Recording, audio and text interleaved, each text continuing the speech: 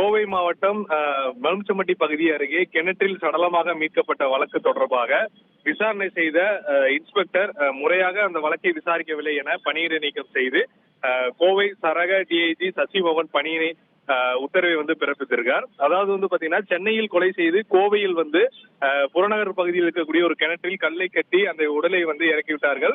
2 மாதங்களுக்கு பிறகு அந்த வழக்குல சரணடைந்த 2 நபர்கள் குறித்து விசாரணை நடத்தி அந்த வழக்குல 4 பேர் கைது செய்யப்பட்டிருக்கிறார்கள்.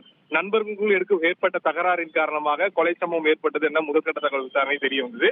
இந்த வழக்கு தொடர்பாக சூலூர் இன்ஸ்பெக்டர் ஆய்வாளர் லெனின் அப்பாதுரை என்பவர் இந்த வழக்கை முறையாக விசாரிக்கவில்லை என்ற ஒரு குற்றச்சாட்டு வைக்கப்பட்டதை அடுத்து இவர் பணியிடை நீக்கம் செய்ய உத்தரவு பிறப்பிக்கப்பட்டிருக்கு. அது மட்டும் இல்லாமல் அவர் விசாரணை செய்த இந்த வழக்கை மறு விசாரணை செய்யவும் உத்தரவிட்டிருக்கிறார். ஒரு டிஎஸ்பி தலைமையிலான குழு இந்த வழக்கை மீண்டும் விசாரிக்க உள்ளது. ஏற்கனவே இந்த வழக்கில் 4 பேர் கைது செய்யப்பட்ட சூழல்ல மேலும் சில நபர்கள் இந்த வழக்கில் சம்பந்தப்படுவார்கள் என எதிர்பார்க்கப்படுகிறது. இனி செல்லும் இடமெல்லாம் செய்தி. தந்தி டிவியின் வாட்ஸ்அப் சேனலை ஃபாலோ பண்ணினா செல்ல இருக்கும் இடமெல்லாம் செய்தி. இதோ QR கோட் இப்பவே ஸ்கேன் பண்ணுங்க, ஃபாலோ பண்ணுங்க.